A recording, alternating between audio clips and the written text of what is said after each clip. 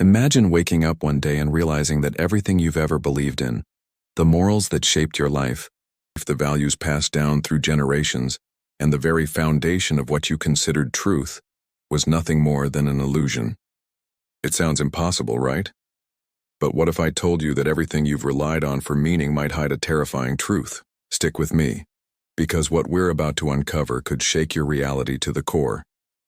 Today, we are about to explore one of the most radical and controversial thoughts ever conceived.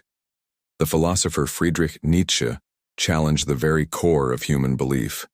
By the end of this video, you'll see how his ideas could forever alter how you understand life, morality, and truth. Did you know that Nietzsche argued the principles that humanity has followed for centuries were built on fragile ground?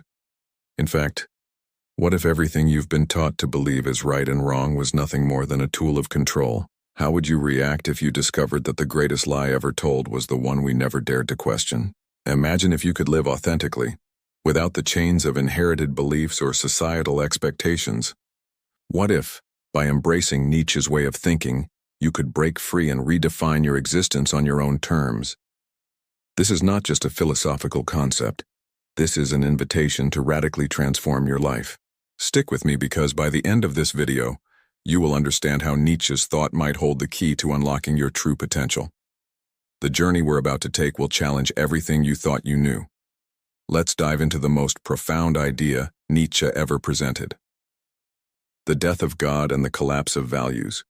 Friedrich Nietzsche's philosophy begins with one of his most shocking and unsettling statements: God is dead. But this isn't about religion. It's a comment on the collapse of the traditional foundations of morality and meaning. With the decline of religious belief, humanity was left without a solid moral structure to guide its actions. The old values, the very ones that society had held up as absolute truths, were losing their grip. This left Nietzsche asking, what comes next? If the old moral code no longer works, how do we find purpose in life? Nietzsche didn't just diagnose the problem. He proposed a radical solution. He suggested that if the old values were no longer valid, then new values must be created. But who has the strength to create these new values? Nietzsche's answer: the Übermensch, or the overman. The overman is not just a stronger or more intelligent person as many assume. He is someone who has the courage to transcend the limitations of traditional morality and forge his own path. Rather than relying on external validation or outdated codes, the overman creates his own values. He is free from guilt, fear, and societal constraints, and lives with a sense of purpose entirely self-defined. But here's the real question. Is this vision of the overman truly possible? Can human beings really break free from centuries of inherited moral codes and create new values? Or is this idea too radical, too dangerous, and disconnected from human nature of power and the question of good and evil? Nietzsche wasn't advocating cruelty or tyranny. He didn't want the strong to oppress the weak. His point was far more profound.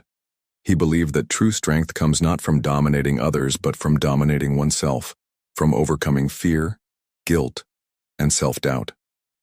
The overman is not a ruler over others. He is a ruler over his existence. Now let's take a moment to reflect. If Nietzsche is right, if morality is not an absolute truth, but a construct designed to serve the interests of certain groups, then what does that mean for us today? Have we unknowingly accepted values that keep us from reaching our full potential? Are we living according to principles that were never truly meant to serve us but to control us? If morality is subjective, does that mean nothing is truly good or evil? Does this mean that we are free to define right and wrong entirely on our own terms? Or does that lead to something far more terrifying, the collapse of meaning itself? These are questions that force us to look beyond what we have been taught, to question the very foundation of our beliefs. Nietzsche didn't offer easy answers, but he posed challenges that are still relevant today. The path to true greatness, true self-actualization, isn't found in blindly following rules, but in breaking free from them. The will to power, the fundamental drive. If morality is a construct, and if there is no inherent good or evil, then what is left to guide us? How do we find purpose in a world where old values have crumbled? Nietzsche's answer was the will to power, the fundamental drive that he believed motivates all human action. Unlike other philosophers who sought meaning and happiness, Nietzsche proposed something entirely different. He argued that all human beings are driven by a fundamental force, the desire to assert power, to expand their influence, and to create and shape their reality. The will to power is not about domination over others. It is about self-overcoming, pushing beyond one's limits, and embracing life in its fullest intensity. But this idea raises a crucial question. If life is nothing more than the pursuit of power, does that mean there is no deeper meaning? Is everything just a struggle for dominance, a competition of wills? At this critical point in Nietzsche's thought, we face one of his most controversial and unsettling ideas. If the will to power is the ultimate force behind human existence, then what does that mean for our future? How does this idea shape the way we live, the way we build society, and the way we understand our potential? Nihilism, the collapse of meaning. As Nietzsche delves deeper into the effects of a world where old values no longer apply, we confront one of the most challenging aspects of his philosophy: nihilism. If the traditional moral and religious frameworks that once held society together have crumbled, what happens next? Without these higher values or universal truths to cling to, humanity risks descending into a void of meaninglessness. Nihilism, in Nietzsche's eyes, is the most profound threat to modern civilization. It is the existential crisis that arises when people realize that their inherited beliefs, those beliefs about what is good, true, and just, are no longer relevant. If we cannot find a solid foundation upon which to build meaning, what happens to the human soul? Do we fall into despair, questioning why we should bother with anything at all? This is the terrifying reality Nietzsche foresaw for the modern world. He saw that people would become lost, drifting into a meaningless existence. The absence of higher values, of spiritual truths, leaves a void, a vacuum that people must fill. Yet most people, Nietzsche believed, would not rise to the challenge of creating new values.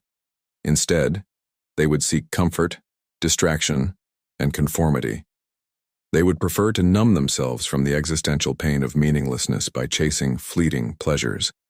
But Nietzsche didn't merely diagnose the problem.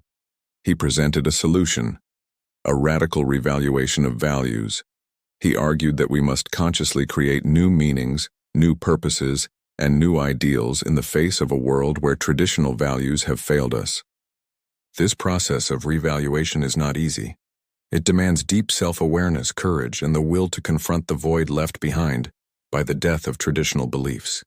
The will to power, a path beyond nihilism. At the heart of Nietzsche's philosophy is the concept of the will to power. This is the fundamental drive that Nietzsche believed motivates all human action. Unlike other philosophers who emphasized meaning, happiness, or reason, Nietzsche proposed something more primal and visceral. The will to power is the force behind all life. It is the desire to assert one's existence, to overcome obstacles, and to shape one's reality. But the will to power is not about dominating others. Nietzsche didn't endorse cruelty or tyranny. Rather, he saw the will to power as a force for self-overcoming. The true expression of the will to power comes not from imposing oneself on others, but from mastering oneself. It is about conquering one's fears, doubts, and weaknesses. It is about pushing beyond the limits imposed by tradition, culture, and society to become the fullest expression of one's potential. But this concept raises important questions. If life is nothing more than the pursuit of power, does that mean there is no deeper meaning to existence? Is everything simply a struggle for dominance, a competition between individuals and forces? Nietzsche's philosophy challenges us to confront the possibility that life may be nothing more than a contest of wills, a series of struggles where meaning is constantly in flux.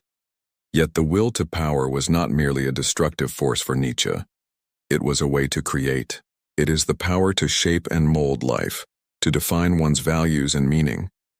The will to power is the driving force behind the Übermensch, Nietzsche's vision of humanity's highest potential. The dangers of rejecting morality. Nietzsche acknowledged that abandoning traditional morality carries immense risk. Not everyone is capable of rising to the challenge of creating their values. It requires a tremendous level of strength, courage, and self-awareness. Most people, Nietzsche believed, are not equipped to handle the responsibility that comes with creating new moral frameworks. They are more comfortable with the certainty of following rules and living according to the moral codes passed down through generations. These individuals, Nietzsche argued, live as part of the herd, a mass of people who follow convention without ever questioning it. They seek guidance from authority figures, whether religious, governmental, or societal. They are content to follow, conform, and live lives defined by external rules. But here's the problem. Nietzsche did not see this as a harmless difference of opinion. He believed that the morality created by the herd actively suppresses the potential of the strong, the creative, and the truly independent thinkers. For Nietzsche, conventional morality was not about justice, truth, or goodness. It was about power, the power to control the masses. Master morality versus slave morality. Nietzsche distinguished between two types of morality: master morality and slave morality. Master morality is the morality of strong, independent individuals who define their values and live by their own rules. It is the morality of the Übermensch, who doesn't feel guilty for pursuing greatness, nor does he apologize for his ambition. In contrast, slave morality is the morality of the weak, the submissive, and those who resent the strong. It is the morality of humility, obedience, and self-sacrifice, the values that are often praised by society, religion, and tradition. Nietzsche argued that these values were created by those who lacked power as a way to control those who had it. The values associated with slave morality, humility, selflessness, obedience, are, according to Nietzsche, the values of submission, not strength. Slave morality is a reaction to the power of the strong, an attempt to weaken them by redefining what is good in opposition to strength and power. The Übermensch and the future of humanity. Nietzsche's idea of the Übermensch is not just a philosophical concept.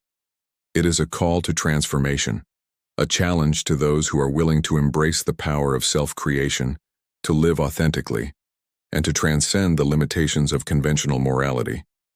The Übermensch is the ideal humanity can strive toward, but it is not an easy path. The challenge for each individual is whether they have the strength to forge their path. Will you break free from the chains of inherited values? Will you define your meaning and purpose in life? Or will you stay with the herd, content to follow the moral codes handed down through generations? This is where Nietzsche's philosophy becomes personal. It is not about grand ideas or abstract concepts. It is about the choices you make every day. It is about whether you choose to embrace the responsibility of self-creation or whether you remain passive, living according to the values imposed upon you by others. Nihilism and the absence of meaning. Nietzsche's philosophy does not shy away from confronting one of the most unsettling realities of human existence: the absence of inherent meaning. If we accept that the old values, the moral, religious, and philosophical principles that have governed us for centuries, are dead, what happens next? What are we left with when we no longer have a universal truth to hold on to? This, Nietzsche argues, is the great challenge of modernity. In the absence of these traditional values, humanity risks falling into nihilism, the belief that life has no inherent meaning or purpose. If the moral compass that guided society for so long has broken down, how do we move forward? Is everything just an arbitrary struggle, a fleeting moment of existence, or is there a deeper meaning to be found? Nietzsche saw nihilism as the greatest threat facing humanity.